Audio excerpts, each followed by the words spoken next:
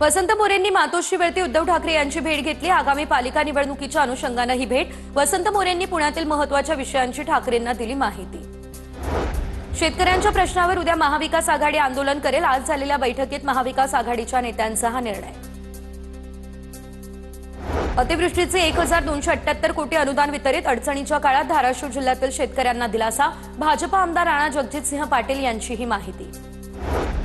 नाशिकमध्ये पर्यावरण प्रेमी आणि पालिका प्रशासनामधील बैठक ठरली निष्फळ। झाडांबाबत कोणतीही योग्य माहिती मिळाली नाही, पर्यावरण प्रेमींचा आरोप। एक्झिबिशन सेंटरसाठी झाडं तोडणार नाही, महानगरपालिका आयुक्तांकडून खुलासा। वसंतदादा शुगर इन्स्टिट्यूटला फेर नोटीस। शासन निधीचा विनियोग कसा होतो याची चौकशी होणार। चौकशीसाठी समितीही गठीत। समितीकडून शुगर इन्स्टिट्यूटकडे संबंधित कागदपत्र मागवलेली। संजय शिरसाट यांची नागपूरमधील हॉस्टेलला अचानक भेट। शिरसाटांकडून विद्यार्थ्यांची विचारपूस, अधिकाऱ्यांनाही सूचना। बार्शी कृषी उत्पन्न बाजार समितीवर माजी आमदार राजेंद्र राऊतांची एकहाती सत्ता। राऊत गटाचे 18 पैकी 18 उमेदवार विजयी। कार्यकर्त्यांकडून गुलाल उधळत जल्लोष।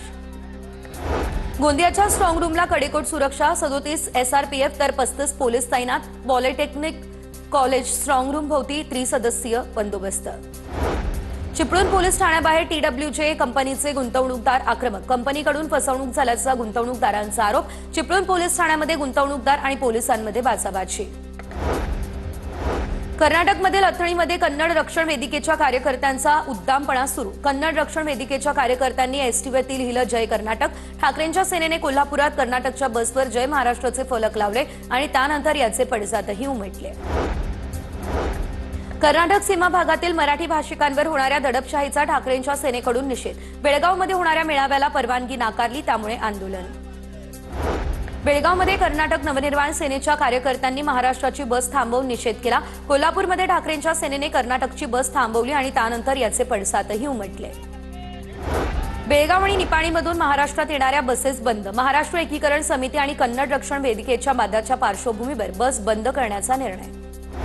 कर्नाटक भाजपचे माजी आमदार अनिल बेनके यांनी लावलेले बॅनर कन्नड रक्षण वेदिकेच्या कार्यकर्त्यांनी फाडले। आमदारांच्या स्वागतासाठी अनिल बेनकेंनी हे बॅनर लावलेले। बुलडाण्यामध्ये बसमधील प्रवाशांकडून 60 बोगस दिव्यांग प्रमाणपत्र आणि आधार कार्ड जप्त। बनावट ओळखपत्र बनवून प्रवासी सवलतीचा लाभ घेत होते। बुलढाणा स्थानक प्रमुखांकडून 73 बसची तपासणी। रायगड जिल्ह्याला कुपोषणाचा विळखा। जिल्ह्यात एकूण 454 कुपोषित बालकं आढळली। महिला आणि बालकल्याण विभागाच्या सर्वेक्षणात ही धक्कादायक माहिती आली समोर।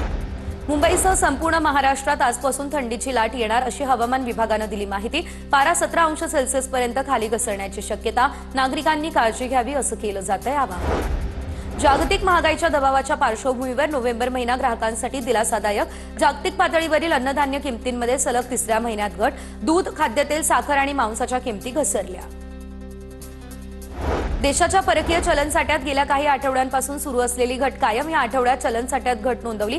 RBIकडून देण्यात आली या संदर्भातली माहिती। उच्च शिक्षण संस्थांनी मातृभाषेसोबत देशातील अन्य एक भाषा शिकण्यासाठी विद्यार्थ्यांना प्रोत्साहित करावं। UGCचं शिक्षण संस्थांना हे आवाहन। 2025 मध्ये तब्बल 96 कंपन्यांनी IPOच्या माध्यमातून एकूण 1,60,705 कोटींची उभारणी केली।